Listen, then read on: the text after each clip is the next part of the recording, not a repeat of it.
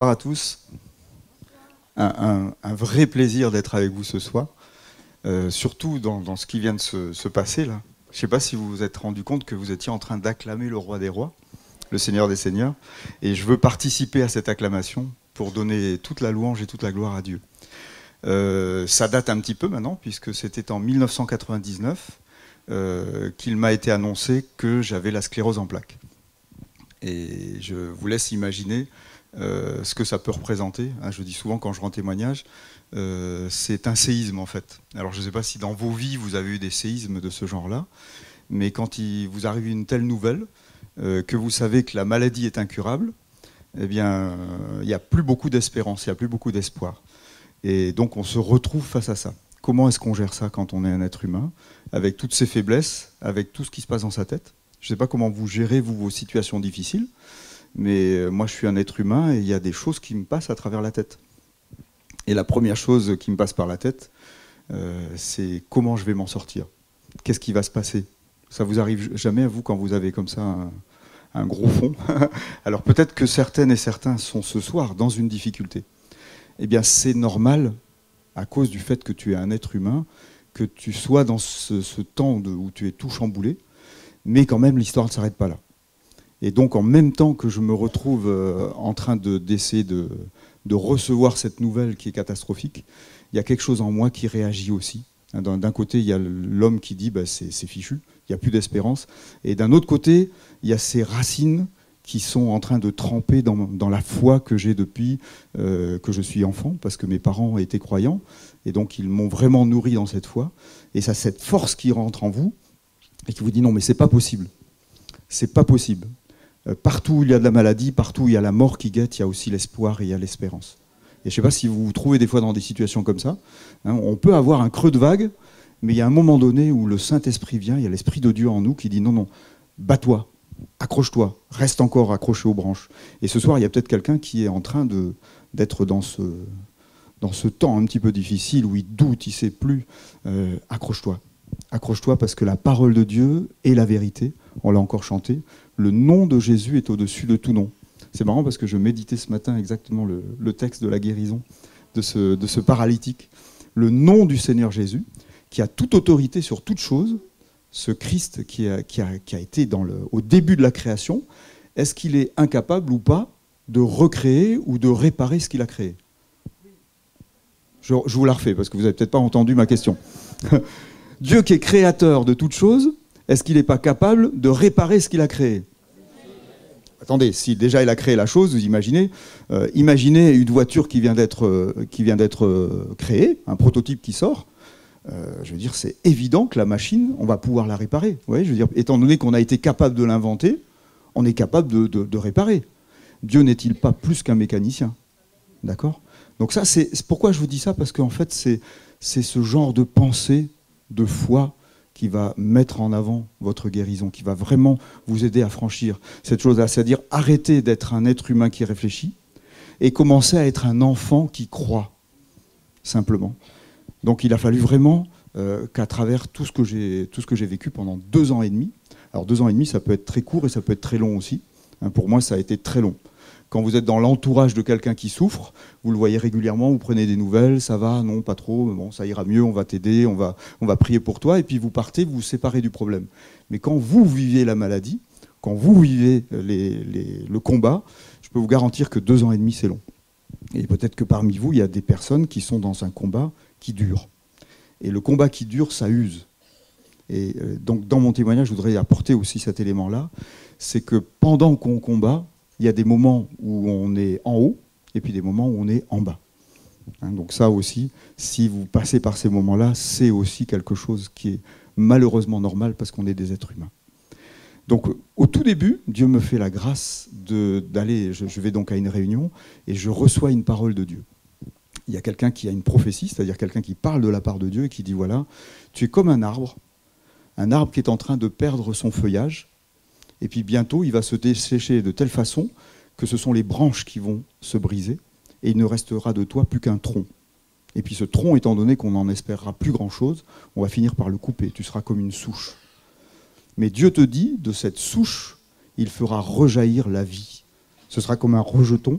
Alors vous savez que les rejetons, en général, on lutte contre, hein, parce que ça affaiblit l'arbre quand il est en bonne santé. Mais je peux vous garantir que quand il n'y a plus rien, c'est l'espérance des choses. Et cette parole, elle reste ancrée en moi, et je m'accroche à ça. Alors ça aussi, c'est quelque chose d'important quand vous êtes dans un temps de lutte, de difficulté.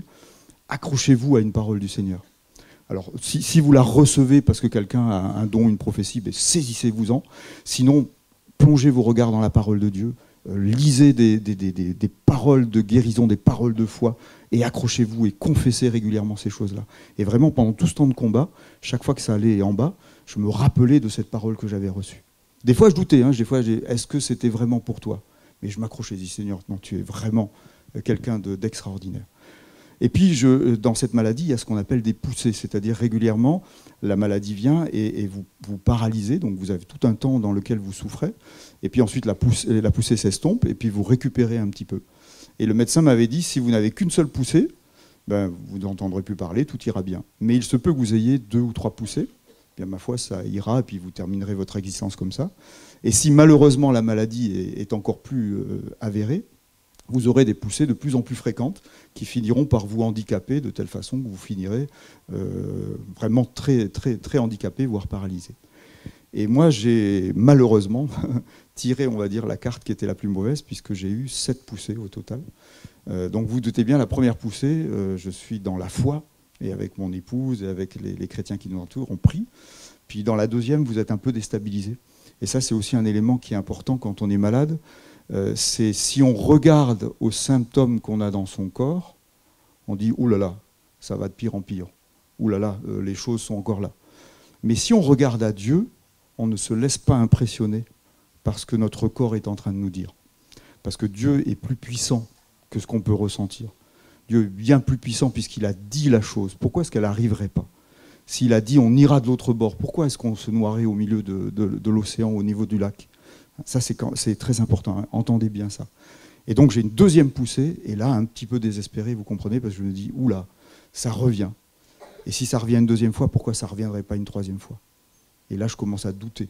Et vous savez que le doute, c'est la foi à l'envers. Hein, si on prend une veste, en fait, quand vous la mettez dans le bon sens, vous avez la foi. Si vous la retournez, c'est le doute. Et dès que vous n'avez plus de foi, c'est le doute qui vient. Et pour chasser le doute, il faut nourrir sa foi. Et on s'attache au Seigneur. Et donc je me nourris de la parole de Dieu, je me nourris du souvenir dans mon enfance, quand mon papa priait, quand ma maman priait, toutes les expériences que j'avais faites. Et puis il y a des luttes et des luttes et des luttes, et puis j'arrive à la 5e puis 6e poussée, et là j'ai comme un espèce d'abandon. Vous savez, une espèce de, j'avais pas dû comprendre, et puis ma foi, c'est peut-être la volonté de Dieu que je reste malade. Il va falloir que je m'y fasse. Je vais vous dire une chose ce soir, ce n'est pas la volonté de Dieu qu'on soit malade. Dieu n'a pas créé l'être humain pour qu'il soit malade, il a créé l'être humain pour qu'il soit en bonne santé. Quand il a créé sa création, quand il y a eu Adam, homme et femme dans le jardin, il les a créés en bonne santé. Et quand Jésus est venu, non seulement il est venu pour notre salut, c'est-à-dire que son sang a été versé pour pardonner tout ce que nous avons fait comme faute et comme erreur, mais il est venu et tout son corps tout entier a été meurtri. Chaque centimètre carré de son corps a été meurtri pour que nous ayons la guérison, c'est-à-dire que nous retrouvions la santé. Donc ce soir, si vous êtes malade, ce n'est pas la volonté de Dieu que vous soyez malade. La volonté de Dieu, c'est que vous soyez en bonne santé. Simplement, la volonté de celui qui règne sur le monde, c'est de nous atterrer, de nous terrasser par la maladie, de nous terrasser par la culpabilité, de nous terrasser par ces choses qui sont négatives. Mais Jésus, lui, veut nous donner la vie et la vie en abondance. Et donc j'arrive à cette 6e poussée, et là vraiment je désespère, et je suis vraiment, vraiment tout en bas. Et arrive une 7e poussée, et là je dis Seigneur, j'abandonne tout. Et en fait, je ne me rends pas compte qu'en disant Seigneur, j'abandonne tout, je commence à arrêter de vouloir lutter par moi-même.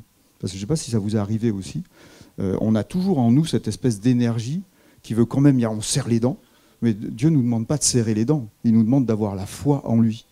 Il nous demande de regarder à lui, d'avoir les yeux fixés sur lui.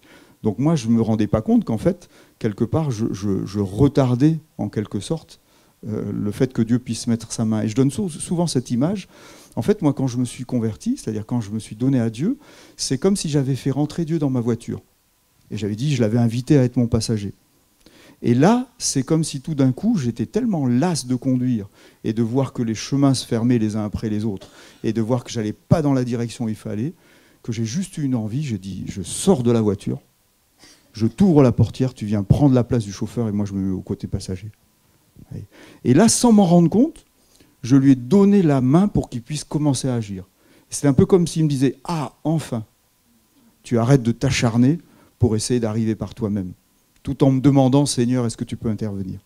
Et là, vraiment, j'ai eu cette impression, cette sensation très forte que c'est lui qui prenait les choses en main. Et je vous encourage ce soir, non pas à essayer de lutter par vos propres forces, mais à laisser Dieu conduire votre vie et votre existence. Et à le laisser vous conduire vers votre guérison, vers vos résolutions de problèmes, parce que c'est lui qui connaît le chemin. Très souvent, on pressent, je ne sais pas dans vos prières comment vous êtes, mais moi j'étais souvent, quand je prie pour n'importe quoi, je dis Seigneur, s'il te plaît, que ta volonté soit faite. Et puis dans un coin de cœur, je me dis, bon, entre les deux solutions, celle-là, elle serait pas mal. Ça vous est jamais arrivé, hein? Et du coup, consciemment ou inconsciemment, vous favorisez cette solution-là.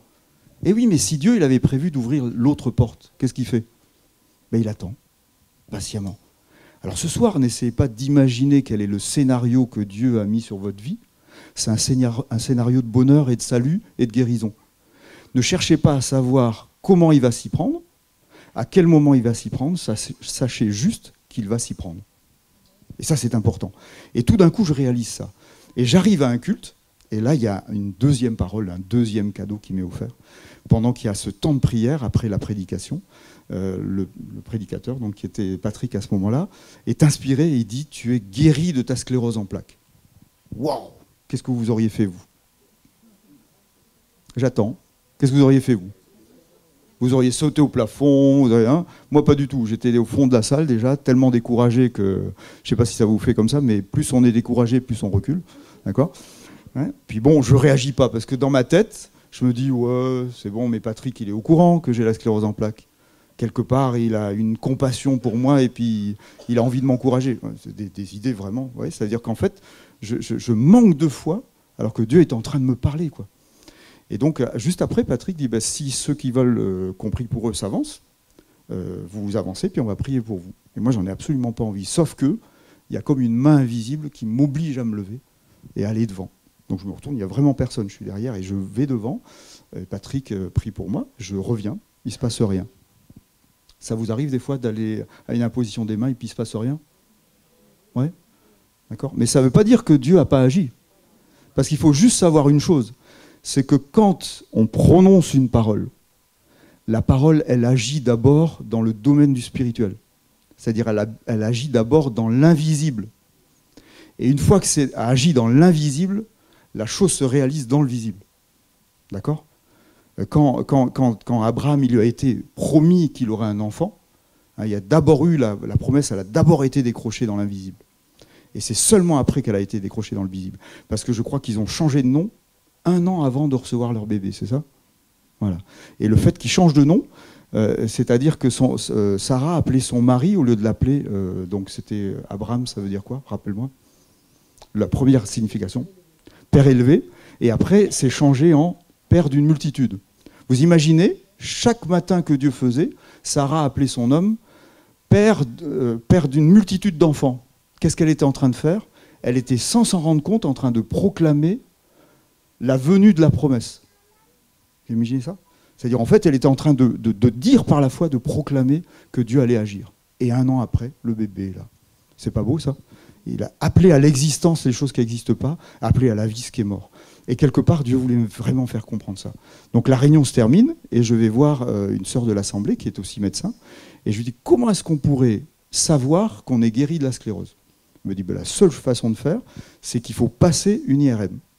Puisque on voit la trace de la maladie au niveau du cerveau, donc ce sera la seule façon de savoir si les traces ont disparu. Or, il faut savoir que les traces ne disparaissent jamais, c'est comme des cicatrices.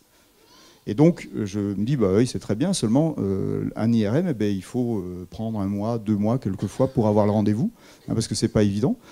Le lundi, ma femme appelle à Zang pour un autre examen qui n'avait rien à voir, et lui pose la question, est-ce que vous ne connaîtriez pas quelqu'un qui soit un cas au niveau médical, parce qu'on vient de recevoir un nouveau matériel d'IRM et on voudrait bien l'essayer Et ma femme me dit, je connais un cas de sclérose, il n'y a pas de souci. Venez jeudi soir.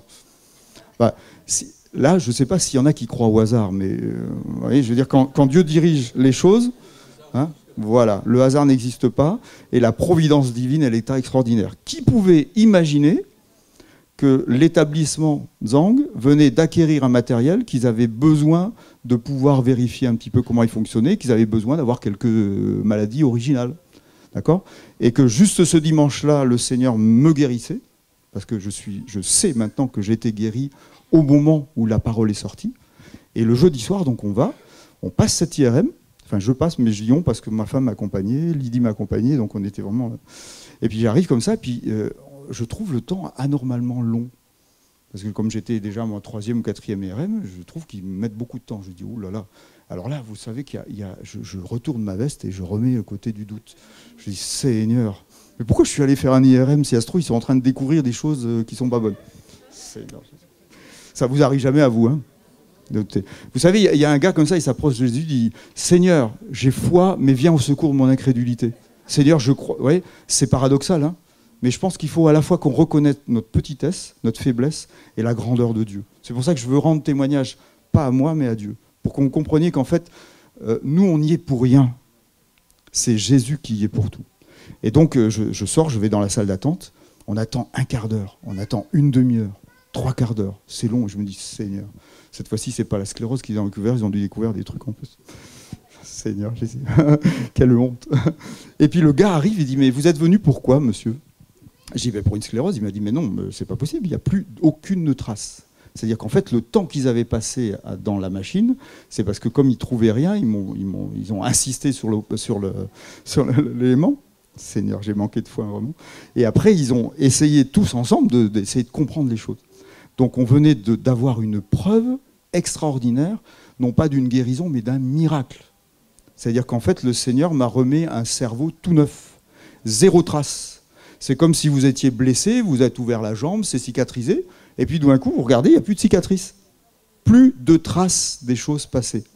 Toutes choses sont devenues nouvelles. Et je veux vraiment rendre gloire à Dieu ce soir. Et à travers mon témoignage, je veux vraiment que vous compreniez que nous, les hommes, nous n'y sommes pour rien. Tout est grâce. Et si c'est une grâce, c'est un cadeau, donc vous n'avez rien à faire ce soir pour le mériter, parce que personne ne mérite rien. Nous avons tout par grâce, par Jésus-Christ. Ce soir, vous avez le salut par grâce et vous avez la guérison par grâce.